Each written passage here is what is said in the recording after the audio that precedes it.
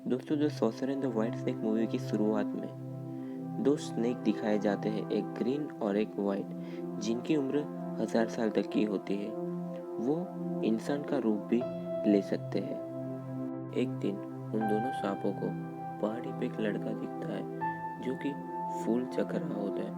वो देख के उन्हें बड़ा ही आश्चर्य होता है कि ये फूल क्यों खा रहा है। लेकिन वो लड़का, जिसका नाम जिंग है, वो अपने साथियों को लेके जड़ी बूटियों की खोज में निकला था। जब वो जिंग नाम का लड़का पहाड़ी चढ़ रहा होता है, तब ग्रीन स्नेक आके उसे पूरी सांप बन के डराती है। उससे डर के जिंग पकड़ छोड़ देता है अपनी और पानी में गिर जाता है। ये देख के वाइट स्नेक को बहुत ही बुरा लगता है। वाइट स्नेक का नाम सूसी होता है। सूसी इंसान का रूप लेके पानी में जाती है और जिंग को अपनी संजीवनी सार देके बचा लेती है। उससे बचाने के बाद वो वहाँ से चली जाती है। जिंग जब होश में आता है तो अपने दोस्त दिखते हैं उसे, तो अपने दोस्तों से पूछता है कि वो लड़की कहाँ गई जिसने मेरी जान बचाई। तो उसके दोस्त बोलते हैं कि यहाँ कोई लड़की नहीं थी, तुझे ऐसा सिर्फ भ्रम हुआ है। उस दिन गांव में दियो का त्यौहार मनाया जाता है, तो जिंगसंग मंदिर के गुरुजी और उनका शिष्य नंदरायण भी वहां जाते हैं, क्योंकि उन्हें शक होता है कि वहां राक्षस इंसानों की जान लेने वाले हैं। जिंग भी तब अपनी जड़ी बूटियां लेके जा रहा होता है, तो वो गुरुजी और उनके शिष्य नंदरायण को भी अपने साथ ले जाता है। और वाइट स्नेक, जिसका नाम सूसी था, उस जिंग को अपनी संजीवनी सार देने के बाद वो उसके ख्यालों में ही रहती है, जैसे कि उसे जिंग से प्यार हो चुका था। सूसी अपनी बहन ग्रीन स्नेक से कहती है कि मुझे उस इंसान से मिलना है, मैंने जिसकी जान बचाई थी। तो वो लोग भी गांव जाते हैं उससे मिलने। दियो के त्यौहार में वो लोग भी पहुंचते हैं। उस रात को गुरुजी और उनका शिष्य नंदरायण भी पूरी तैयारी के साथ आते हैं, क्योंकि उन्हें शक होता है कि वहाँ राक्षस इंसानों पर हमला करने वाले हैं। मेले में ग्रीन स्नेक गुरुजी के शिष्य नंदरायण से मिलती है, तो उसे नंदरायण से दोस्ती करनी होती थी। लेकिन नंदरायण उसे बताता है कि अभी मैं तुमसे बात नहीं कर सकता, क्योंकि मैं अभी यहाँ राक्षस पकड़ने आया हूँ। लेकिन उसे कहाँ पता था कि वो जिस लड़की से बात कर रहा है वो भी एक राक्षस ही है। तब ग्रीन स्नेक को अचानक सिंह दिख जाता है, तो वो सिंह से जाके कहती है कि मेरी बहन तुमसे मिलना चाहती है। लेकिन सिंह मना कर देता है कि मैं किसी को नहीं जानता। तो फिर ग्रीन स्नेक पानी में गिर के सिंह की नाव को धक्का देके अपनी बहन के साथ पहुंचा देती है। जैसे ही सिंह सूसी के पास पहुंचता है, तब सूसी कहती है कि मैं तुमसे प्यार करने लगी हूँ। लेकिन सिंह उसे कहता है कि मेरे दिल में कोई है, लेकिन मैं उसे नहीं जानता। उसने मुझे पानी में डूबने से बचाया था। तो सूसी समझ जाती है कि वो उसी की ही बात कर रहा है। तो सूसी उसे फिर से पानी में ले जाती है और संजीवनी सार का एहसास कराती है। जिंग को पता चल जाता है कि वही लड़की है वो जिससे वो प्यार करता है और जिसने उसकी जान बचाई थी। उस वक्त नंदरायण को राक्षस दिख जाते हैं, तो नंदरायण उनसे मुकाबला कर लेता है। लेकिन मुकाबला करते करते नंदरायण को एक राक्षस काट लेता है, तो अपने गुरुजी को मदद के लिए बुलाते हैं। गुरुजी आते हैं और उनसे सामना करके सबको पाताल में ले जाके जला देते हैं। अगले दिन सूसी जिंग के घर पहुंचती है। जिंग उसे देख के बहुत ही खुश हो जाता है। वो दोनों साथ में रहते हैं और फिर शादी कर लेते हैं। यहाँ गुरुजी का शिष्य नंदरायण जब त्यौहार के दिन राक्षसों से लड़ रहा था, उनमें से एक राक्षस ने नंदरायण को काट लिया था। इस वजह से नंदरायण भी अब धीरे धीरे राक्षस बन रहा था। नंदरायण अब अपने आप से बहुत ही दुखी था, क्योंकि वो राक्षस बन रहा था। नंदरायण एक सुनसान जगह पे जाके आत्महत्या करने की सोचता है।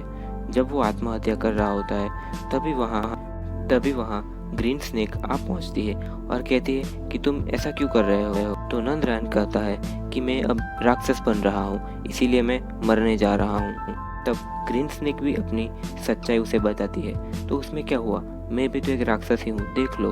वो भी अपनी सांप वाली जीभ उसे दिखाती है।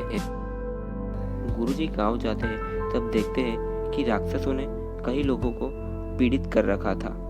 लोगों की ये हालत देखकर जिंग भी सुबह शाम जड़ी बूटियां बना रहा था लोगों को बचाने के लिए। लेकिन सुसी जानती थी कि ये राक्षसों का हमला है तो कोई भी लोग ठीक नहीं होने वाले। तो लोगों को बचाने और जिंग की मदद करने के लिए सुसी ने अपनी संजीवनी सार जड़ी बूटियों में मिला दी। यह देखकर सुसी के पास एक चूहा था। वो सुसी से बोलता है कि तुम ये ऐसा क्यों कर रहे हो? संजीवनी सार दे रही हो लेकिन तुम्हें इससे खतरा हो सकता है, तुम इससे कमजोर हो सकती हो। लेकिन सुसी को हर हाल में जिंग की मदद करनी थी। जिंग जब गांव वालों को अपनी जड़ी बूटियां पिलाता है तब सारे लोग ठीक हो जाते हैं। यह देखकर गुरुजी भी परेशान हो जाते हैं क्योंकि गुरुजी को पता था कि ये किसी भी जड़ी बूटी से ठीक नहीं होने वाले। तो गुरुजी ने जिंग से पूछा कि तुम्हारी किसी ने मदद की थी इसमें? तो जिंग ने कहा, हाँ गुरुजी, मेरी पत्नी ने मेरी मदद की थी ये दवाई बनाने में। तो गुरुजी समझ गए थे कि पक्का इसकी पत्नी कोई राक्षस ही होगी और गुरुजी जिंग को बचाव के लिए मांत्रिक चाकू भी देते हैं।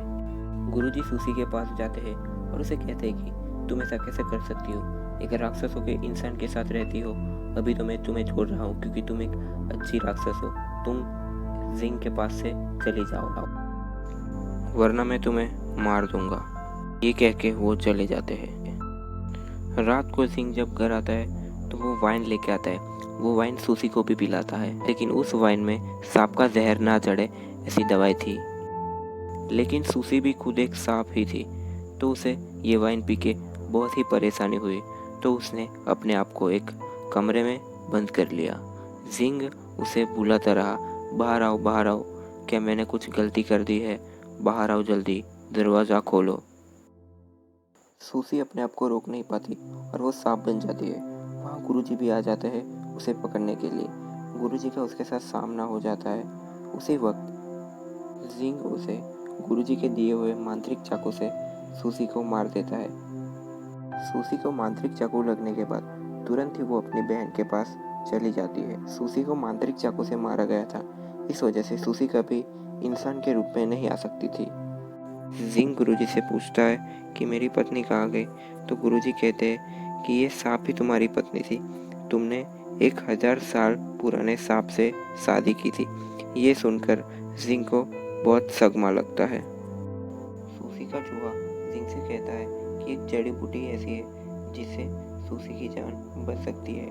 लेकिन वो जड़ी बूटी लाना खतरों से खाली नहीं क्योंकि वहाँ बहुत सारे राक्षसों का साया है। फिर भी जिंग वहाँ जाता है और बड़ी हिम्मत और हौसले से वो जड़ी बूटी वहाँ से ले लेता है। लेकिन जड़ी बूटी लेने के बाद जिंग के ऊपर कई सारे राक्षसों का साया मंडरा जाता है। जिंग के ऊपर कई सारे राक्षसों का साया होता है, इसलिए गुरुजी के सारे शिष्य मिलकर जिंग को बचाने की कोशिश करते हैं। वो चूहा जाके सुसी को जड़ी बूटी दे आता है जिससे उसकी जान बच जाती है और वो फिर से इंसान का रूप ले सकती है। सुसी ठीक होने के बाद गुरुजी और उसके शिष्यों के ऊपर हमला कर देती है क्योंकि उसे ऐसा लगता है कि वो मुझे जिंग से अलग करना चाहते हैं। लेकिन सुसी कुछ भी करके जिंग को वहाँ से ले आती है और एक जगह लाने के बाद सुसी जिंग से उसका हाल पूछती है। लेकिन जिंग सुसी को भूल चुका होता है, उसकी याददाश्त चली गई होती है। वहाँ गुरुजी भी पहुँचते हैं। सुसी कहती है कि तुमने मेरे जिंग के साथ क्या किया? वो मुझे भूल गया है। थोड़ी देर के बाद जिंग को सब याद आ जाता है। लेकिन सुसी एक राक्षस ही थी तो गुरुजी अपनी शक्ति से एक किला बनाते हैं और सुसी को उसके अंदर कैद कर लेते हैं जहाँ से बाहर आना नामुमकिन था। लेकिन जिंग उस किले के सामने पूरी अपनी जिंदगी ही सुसी का इंतजार करने में गवा देता है। अब चंद्रन भी पूरा राक्षस बन चुका था लेकिन वो एक अच्छा राक्षस बन के गुरुजी के साथ ही रहता है। दोस्तों, अगर इस मूवी की कहानी आपको अच्छी लगी हो तो प्लीज़ इसे लाइक कीजिए, शेयर कीजिए और हमारे चैनल को सब्सक्राइब करना मत भूलिएगा। Thank you so much.